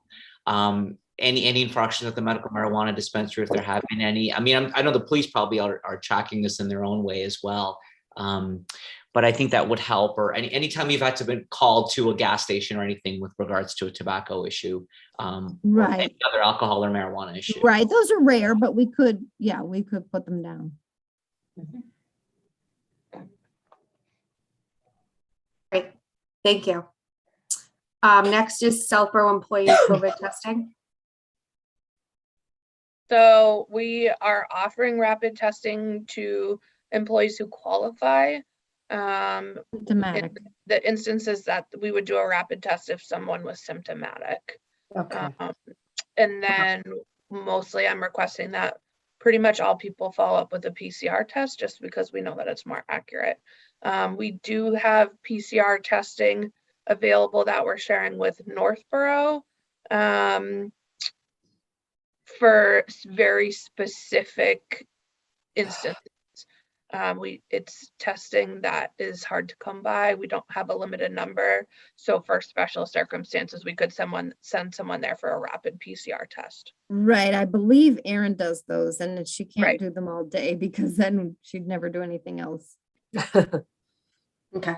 I think it's nice to have the option if somebody really needs it. So Right. And currently Ashland and Marlborough are working out really well for our folks to go get Okay. PCR-free Yeah. testing. Marlboro is open Monday through Friday, 8 to noon, and most people's test results come back within 12 to 20 hours. Like most people go to bed, they have their results when they wake up in the morning. And same with Ashland is open Monday through Saturday, and the same fast turnaround for results. Yeah. Folks yesterday at the clinic were telling me, thanking us for recommending Ashland and or Marlborough. okay, great. The department communication Facebook page. Okay, so right on the communication, which sort of tied in with the other comments. So the Facebook page for the health department is now up. We haven't really had time to, we've been doing everything, so we haven't been updating with what we're doing. However, the Metro West tobacco, which we have a item there, has been willing to provide twice monthly, roughly, posts. So we do have some posts that we put up about tobacco.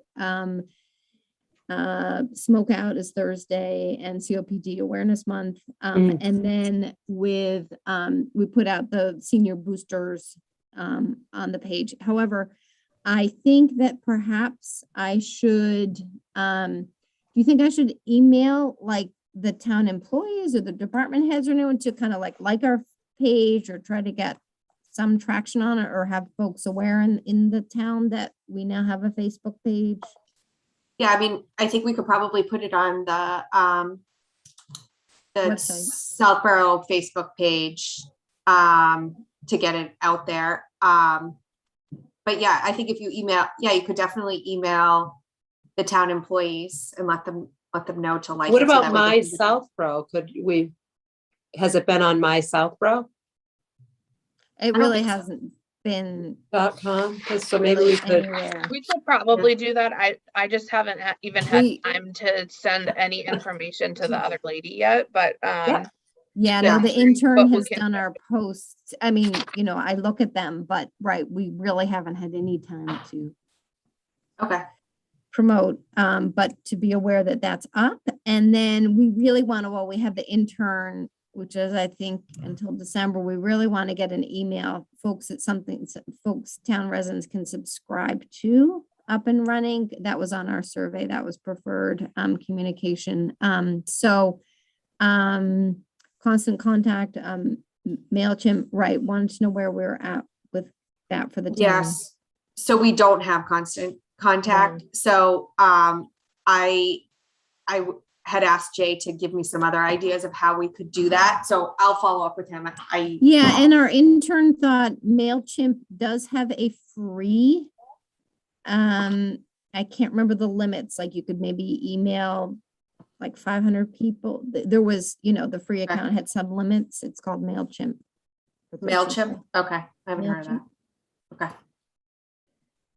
Okay, I think the other good thing about either or, like, any service is that it doesn't just have to be used for us. Like, we could utilize Right. that across the town too. So, and yeah. then the way, so Northborough does it. So I got some information from Kristen Black. She uses Constant Contact. So the way that they do it is that you can subscribe to certain departments, kind of like how you can subscribe on our website to get the updates for each meeting.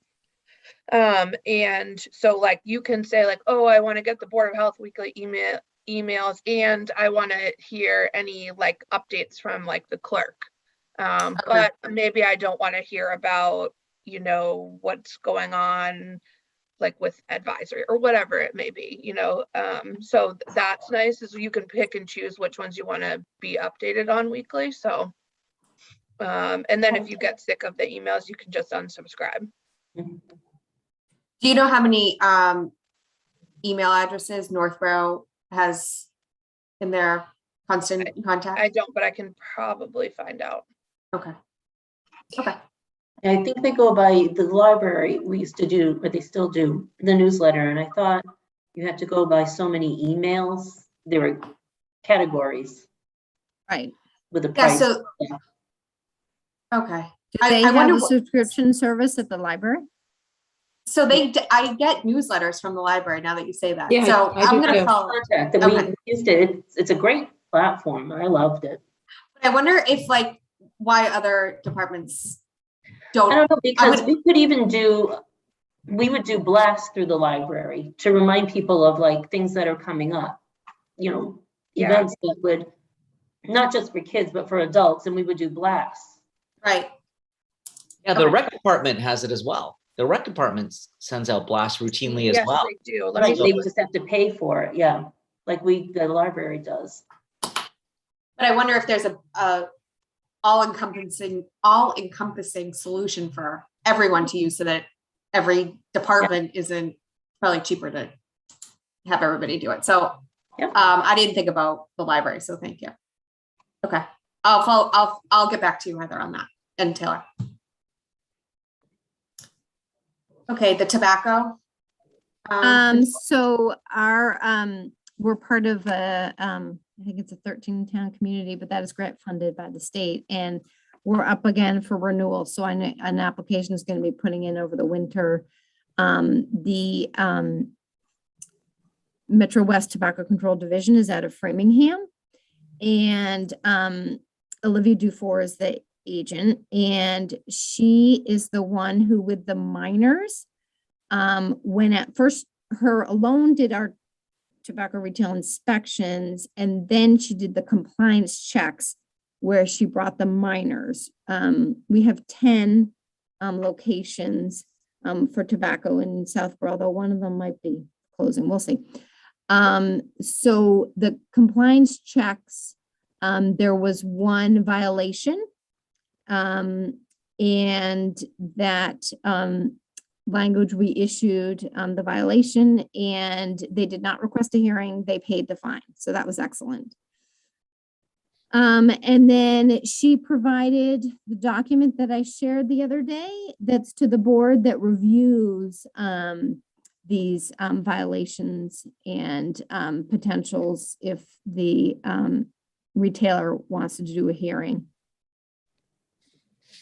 My only question on that, and Yeah. I did read the document. I think but it was just sort of, to be aware of. And then I also, I don't know, I think I might have shared it. When I did do the violation, I shared how that language reads as well, but this is the language on the hearings. Yeah. Yeah, no, I'd read the violation and I read that in the document. I may have missed something in the document that you shared, but what about advertising? What penalties are there for? And I don't think the state has come down very hard on tobacco, like window advertising and things like that. But is there any provision in the Metro West thing? And if not, this is something for the future. I'll ask Olivia. I'll ask Olivia. You're right. And the other thing about Olivia, and maybe Nancy would know this, to be on the board for a while, we kind of appointed her as an inspector, but do we need to renew that yearly or every 3 years, or how would that be as our tobacco inspector? Do you know? Honestly, don't know. Okay. I don't know. She was actually asking me. Some towns, have certain. I feel like we've had so many because they don't tend to so it's a stick different. around. Well, it's a grant funded. It's a grant funded Yeah. position, so obviously it comes and goes.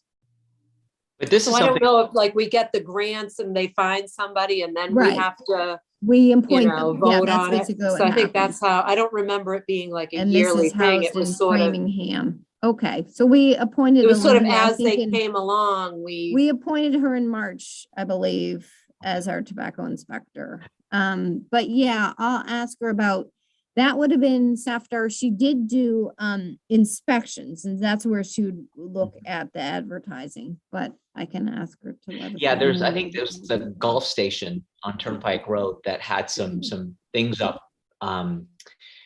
that were advertising tobacco products. But again, I have to look at the state law. Right, I mean, there's always been with tobacco, I mean, if these are ever targeted to minors, I mean, that's obviously.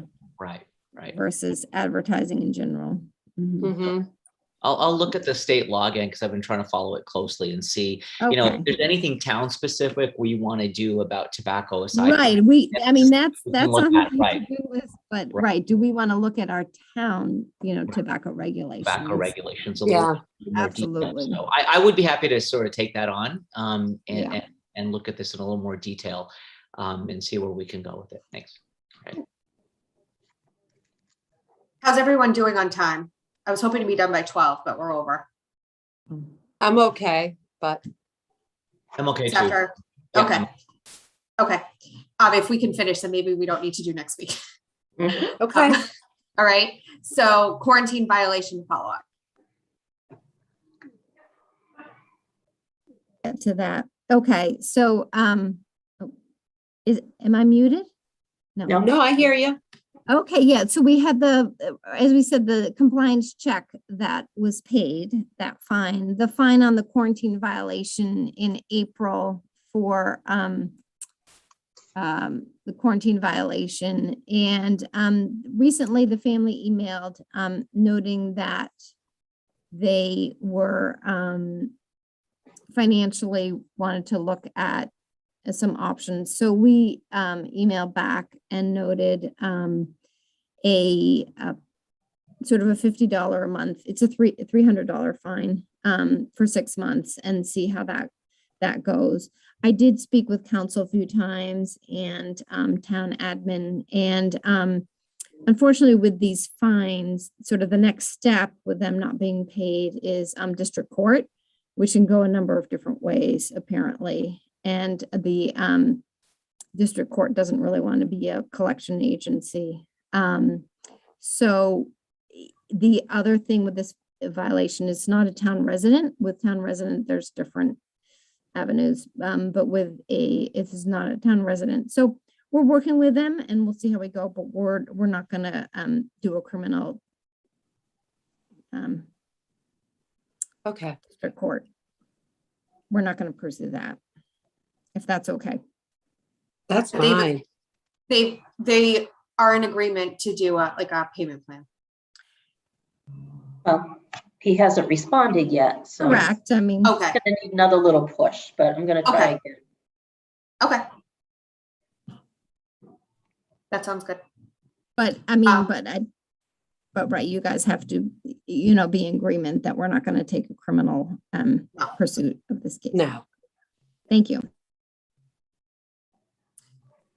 Okay, assuming, so anything else on Heather Taylor, anything else that I didn't include on here? Okay. So for Did we- regularly. Oh, did go we ahead. ever, oh, we did our booster clinic vaccines. We did Pfizer already. We're doing Moderna. We have one more senior one for Moderna. We've already used all our Pfizer vaccine for booster. We still have Moderna pending. We're gonna do some employees. We're gonna do homebounds for Moderna. Next Monday, we have our last senior clinic. So we've had successful clinics with the boosters. We're wrapping up with the Moderna over the next week or so. And then I can report, or Taylor, do you want to report about our numbers for the pediatric Yep. clinic? I can do that. So we had a extremely successful 5 to 11-year-old clinic on the 10th. We vaccinated 328 children between the ages of 5 and 11. We had only one no-show appointment. So wow. yeah, no, it was great. So of those 328 vaccinated, 307 of them were from Southborough. So we know that between our clinic and Northborough's clinic, we vaccinated about 500 5 to 11-year-olds in Southborough. And let me just look here. Right, 189 Southborough residents were vaccinated on November 5th or 6th with the Northborough clinic. So the And that's state like coalition- the population that I have here for 5 to 11-year-olds is 790. So we're well over 50% of the first dose, which is great. And then the other 11 people, or excuse me, 21 people vaccinated were from various towns, like no significant data there. And I think if you look at MIS, sorry, I'm going to say that a number of people did end up going to pharmacies, and we did finally, I was able to get hold of the large pediatric practice in Hopkinton, where a lot of people go, did a clinic on Friday, which they had. Awesome. They only announced like a few days after the approval, so some people made it there. So I think, you know, looking at MIS, we probably have a larger portion. Yeah, of exactly. those. Oh, Amazing. absolutely. That's just our- our clinic. Yeah, yeah, absolutely. Our state data comes out on Thursday and we'll know more. So the state data that came out last Thursday was only reflective of people who went to pharmacies in Northborough's clinic, and we had 27% of that population vaccinated with one dose at that time. So I expect it will go up significantly on Thursday. Great. Taylor, for any child who is in quarantine, they cannot get vaccinated, right, for a Correct. certain amount of time. Are you getting a lot of calls about where, I mean, if they miss the Southborough clinic, they can't, we only had one, right? Right. Are you getting a lot of calls with people asking how and where to book other appointments? Not a significant amount. I know that people, some people did reach out, and it's pretty well available at most pharmacies now. Especially if you're booking it out like a week in advance, you can get an appointment very easily. Like Walmart's available, Wegmans, Hannaford's, so all local also. So I haven't had a ton of questions. I think a lot of parents are really savvy with technology, so it hasn't been a huge issue. Okay, that's great. And how will we handle a child who received the vaccine at the clinic last week and then on December 3rd are a close contact and therefore in quarantine? So they can get a vaccine later on. The series is still complete, even if it's a week later, 2 weeks later. It would just delay when they're fully vaccinated, but it wouldn't affect their their ability to be fully vaccinated. Right, but in terms of, so you've already registered the children for the second clinic. And I mean, I assume that you're going to have some that probably can't get the second vaccine. Are you prepared to deal with that? And how are you going to deal with having extra vaccine if that's the case? I mean, we could offer some as first dose. It gets a little tricky with the state's platform.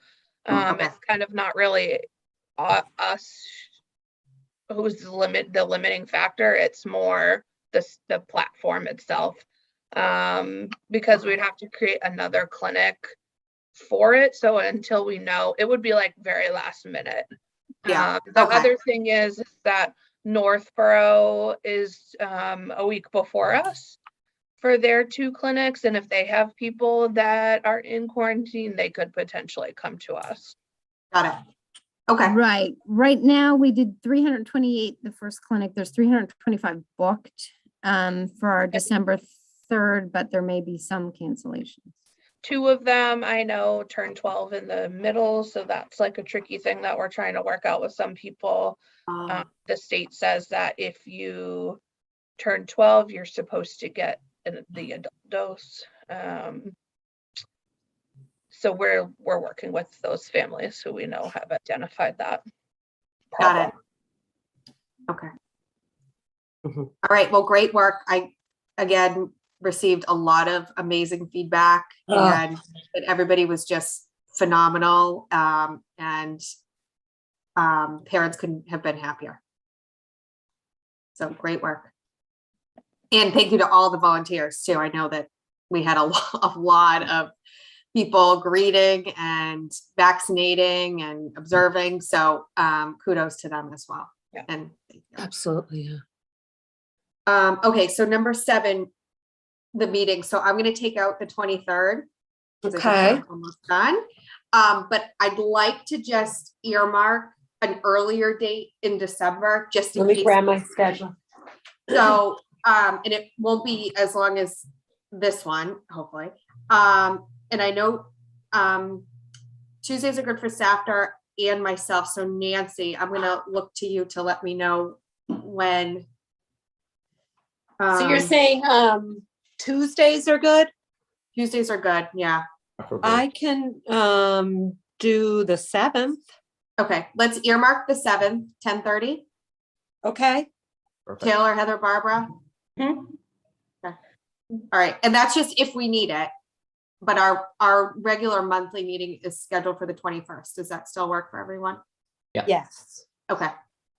All right. And then down to number 9, other initiatives, new business. So remote work policy. So the select board adopted a new remote work policy. And it's been a little bit since we approved it, but I just wanted to bring it to this board's attention. I personally, think people can get their work done when they need to get their work done. Obviously, we have, the public coming in to review plans and that kind of thing. So I definitely think that we need to make sure that we have people in the office when to take the public in, but I'm also open to, work in the 21st century. And, if we can get, if somebody needs to, be at home because they're getting a delivery and, it makes more sense for them to work at home for the day. I would rather them be productive than not. So that's kind of the genesis of where this remote work policy came from.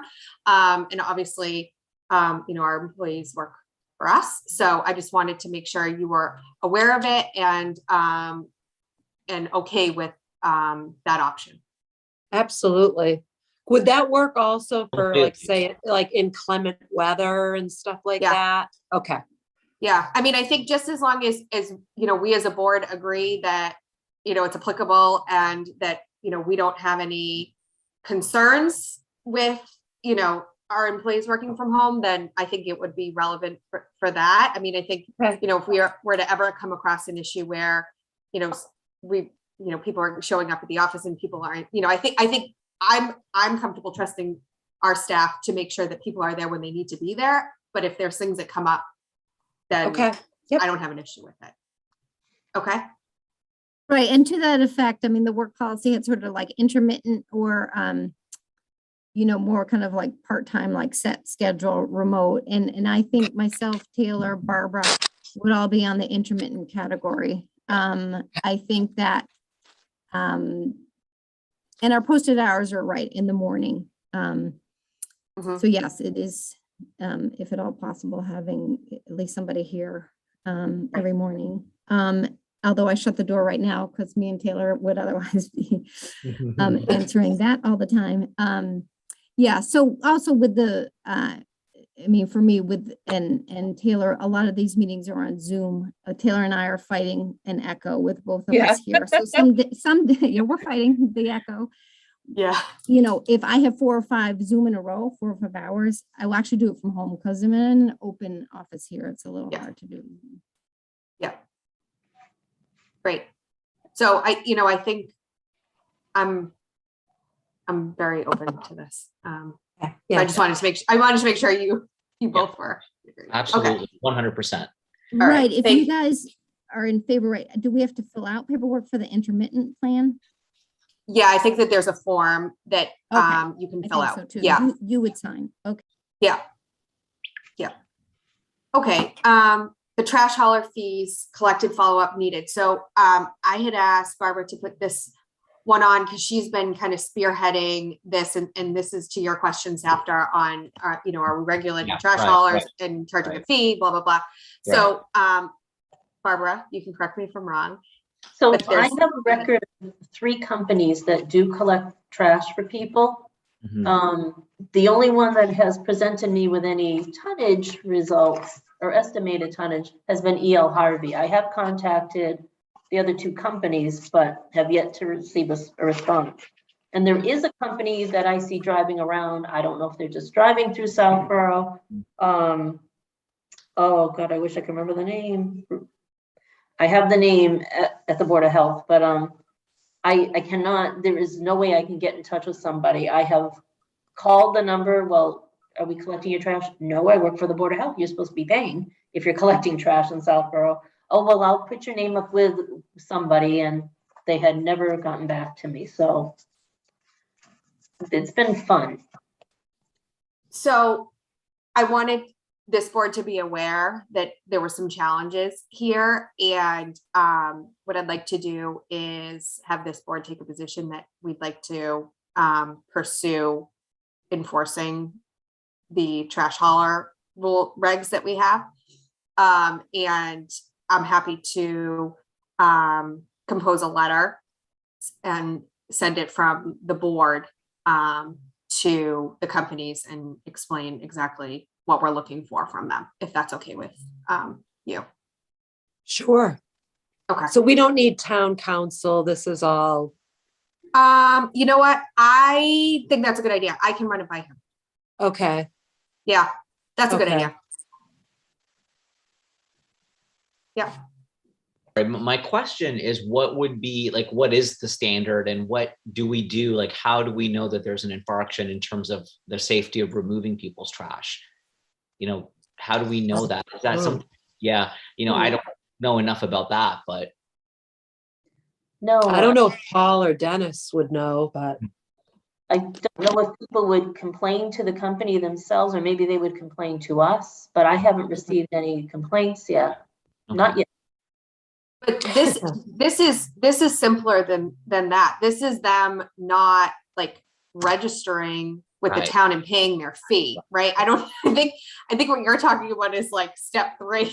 Right, probably, yeah. I got a little ahead of myself there. I got a little ahead of Yeah. my. So I You think know, we just need to make sure right. that we have the right paperwork yeah. in And then- place. Right, And then if we have issues, right. but Yeah. yeah. The company is Republic. I think that's the one I have seen around town, Mhm. and I can't get any answer from them. Nobody, Okay. I don't have an address even. It gets bounced back to me. Okay. Okay. So I will work, if this board's okay with me working with Barbara and Yeah. getting that together. Okay. Absolutely. And then I'll run it by town council and make sure we're within our Mhm. jurisdiction. Well, I'm sure we probably are, but I just hate for them. No, to I be think an issue. Yeah. I think that's a great idea. It's always better to have some Yeah. oversight of that. Okay. All right. Does anybody have anything else? Well, if Tim Litt is still on, I'd like to thank him for the sugar cookies yesterday, warm out of the oven at the clinic. Thank you very Absolutely. much. Warm sugar cookies made our day yesterday. Just what we needed. And I'm actually going to bring Tim in because our next item is public comment. And so I think he's ready to go. But does anybody else have anything Yeah. else on? Okay. All right. So welcome, Tim. Thanks. And I'm glad the cookies were appreciated. I always figure that you need energy by the time you get to that point in the day. It's a Absolutely. long day. So I know it's been a long meeting, but that caused me to make a number of notes, and let me see if I can rattle through them for you. First, just on the fee increase timing, I think they were last looked at about a year ago, but they're all voted by the board. So you can go to the board minutes and find Okay. out what the dates were and what was done pretty easily. Okay. In terms of the constant contact thing that keeps coming up, I'd like to point out that the town website has pretty much all the features you need, and you just don't have a category for news and announcements. People can subscribe, they can unsubscribe, they can decide, what boards and committees they want. They're used. We did look into this, just so you know, Civic Plus does not have an option for news announcements or a newsletter. Well, if you look at the subscription page on the town, it has a category for news and announcements, which other boards and committees use. Yeah, it limits Not a you. newsletter. Yeah. Yeah, it limits you to how many characters you can use. All right. Well, we can look into that. I actually know a fair bit about how that works because I run a subsidiary service off of it that provides a little bit more detail. But I mean, the main thing that the constant contact kinds of services do is they tell you when your thing is read and what responses you get, and it's much more commercially oriented. And so I don't think we get our money's worth out of going to those kinds of services. Okay. In terms of the list of board responsibilities, a little bit of background on that. I spent a few hours on the phone with Mary Lou when that was being developed, going through it item by item. And I'm actually the one who forced her to come up with, okay, so here's the Mass General law that requires this. I would encourage you to talk to her because there was a lot of thought behind what was complete and what was partially complete. And she has a lot of history that, didn't find its way into the PowerPoint. Okay. And also the Mass General laws tend to be a bit vague. And then what happens is DPH comes up with, well, this is how you interpret that. And because she worked at DPH for a while, there's a lot of background. So I think she's out of town and will be back shortly. Out of town, her new town. I have every reason to believe that she'd be responsive if you asked her to help with sorting that out. Thank you. In terms of the other thing is there was the discussion about regionalization. And, I too believe that regionalization is helpful. But as I said at Faison's meeting, you can't outsource relationships. And you talked about it in this meeting, and you've talked about it before.